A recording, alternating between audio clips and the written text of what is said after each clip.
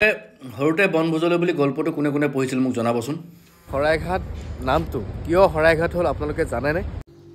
এয়া হ'ল অসমীয়াৰ স্বাভিমান, অসমবাসীৰ স্বাভিমান শৰাইঘাট দলঙৰ প্ৰথম অংশ আৰু ৰঙাকৈ শিমলু ফুলবোৰ ফুলি অতি বেছি ধুনীয়া হৈ পৰিছে। আচলতে পৰিৱেশটো এনেও ধুনীয়া, এই শিমলু ফুলখিনি আৰু বেছি প্ৰকৃতিক সুবাস দিছে আৰু সেইকাৰণে ভিডিঅ' এটা নকৰাকৈ নোৱাৰিলোঁ। আৰু এইখন হ'ল শৰাইঘাট দলং, যিখন দলং ব্ৰিটিছসকলে 1958-59ত ষ্টাৰ্ট কৰিছিল বনোৱাৰ আৰু 1963ত কমপ্লিট কৰি ট্ৰেইন চলাচল কৰিছিল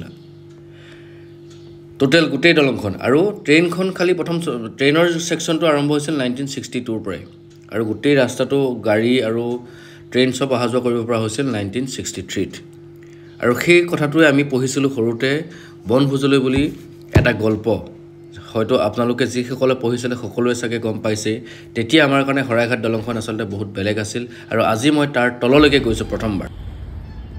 এইটো হ'বলৈ গৈ আছে আমাৰ এটা ইণ্টাৰনেশ্যনেল পৰ্ট, যিটো পৰ্টেদি বাহিৰৰ বিদেশৰ পৰা বস্তু আহিব জাহাজেৰে আৰু ইয়াতে আনলোড হ'ব। আৰু যিখন অভাৰব্ৰিজ নহয়, দলঙৰ তলত যিখন দলং বনাই আছে, শৰাইঘাট দলঙৰ তলত আৰু এখন দলং বনাই আছে, সেই দলংখনৰে যিবোৰ যাতায়াত বান মানে সেই পৰ্টৰ পৰা আনলোড কৰা বস্তুবোৰ নিবলৈ ট্ৰাকবোৰ আহিব। অকণমান ওচৰৰ পৰা আহোঁ। ব্ৰহ্মপুত্ৰলৈ আহিলে, ব্ৰহ্মপুত্ৰ পাৰলৈ আহিলে নদীখন ওচৰলৈ নগ'লে কেইবা দেখোন ভালেই নালাগে। আৰু এই নাওখন যে দেখিছে, এইকেইখন নাও প্ৰশাসনৰ নাও। আৰু ইয়াতে যিকোনো ধৰণৰ পৰিস্থিতিত যাতে প্ৰশাসনে পটককৈ কিবা এটা ব্যৱস্থা ল'ব পাৰে তাৰ কাৰণে নাওখন ৰাখিছে। আৰু সেইফালে দেখিলোঁ দেখালোঁ লাইট জ্বলি আছে, সেইটো হ'ল আপোনাৰ গুৱাহাটী উত্তৰ গুৱাহাটী সংযোগী যিখন দলং নিৰ্মাণ হৈ আছে সেই দলংখন। আৰু সেই দলংখন যেতিয়া কমপ্লিট হৈ উঠিব তেতিয়া চাগে সঁচাই খুবেই বেছি ধুনীয়া লাগিব। আৰু এইবোৰ নাও চাগে বিকল হৈ পৰি আছে এতিয়া, পুৰণা মেবি চাগে চৰকাৰী আছিলে এইখিনি নাও, বাকী নাযাওঁ। আৰু যি কি নহওক, সেইখন শৰাইঘাটৰ দলংখন আৰু তলেদি এখন দলং বনি আছে, যিখন মই অলপ আগতে কৈছিলোঁ যে ইণ্টাৰনেশ্যনেল পৰ্ট হ'ব। পৰ্ট হ'লে এইফালেদি ট্ৰাকবোৰ বস্তু অনা নিয়া কৰা গাড়ীবোৰ অহা যোৱা কৰিব। এইখন কমপ্লিট হৈ গ'লে আৰু বেছি ভাল লাগিব। পঢ়িছিলোঁ বনভোজলৈ যাওঁ বুলি এটা গল্প, আৰু তাতে পঢ়িছিলোঁ শৰাইঘাট দলং, যিখন শৰাইঘাট দলং দুমহলীয়া আছিল সেইখন দেখা পাইছে। যিখন দলঙৰ ওপৰেদি মই বহুবাৰ গৈছোঁ আৰু যিখন দলং আমি পঢ়িছিলোঁ ওপৰেদি বাছখন যাওঁতে অকণিহঁতে তলেদি ট্ৰেইনখন পাৰ হৈ গৈছিল আৰু তেতিয়া চিঞৰ মাৰি দিছিল।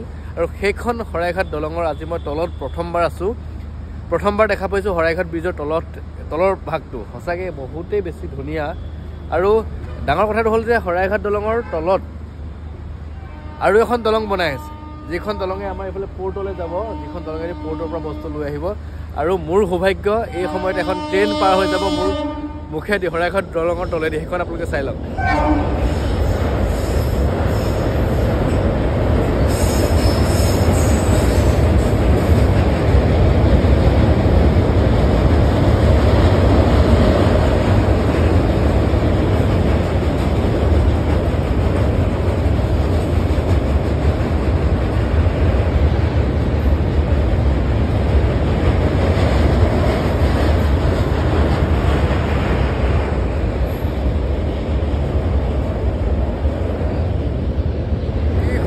পৰিৱেশ মই ট্ৰেইন গৈ আছে আৰু মই প্ৰথমবাৰ দেখা পাইছোঁ এই ব্ৰিজখনৰ তলৰ পৰা এই ট্ৰেইন হেৰিটো। আৰু আপোনালোকে যদি সুবিধা পায় কেনেবাকৈ আহিবচোন, শৰাইঘাট দলঙৰ তলৰ পৰাও ভিউটো সঁচাকৈ বহুত বেছি ধুনীয়া। আৰু আপোনালোকৰ এইখিনিতে এটা মোৰ প্ৰশ্ন আছে আপোনালোকলৈ, শৰাইঘাট নামটো কিয় শৰাইঘাট হ'ল আপোনালোকে জানেনে? আৰু যদি জানে তেতিয়াহ'লে মোৰ কমেণ্ট বক্সত কমেণ্ট কৰি জনাবলৈ নাপাহৰিব।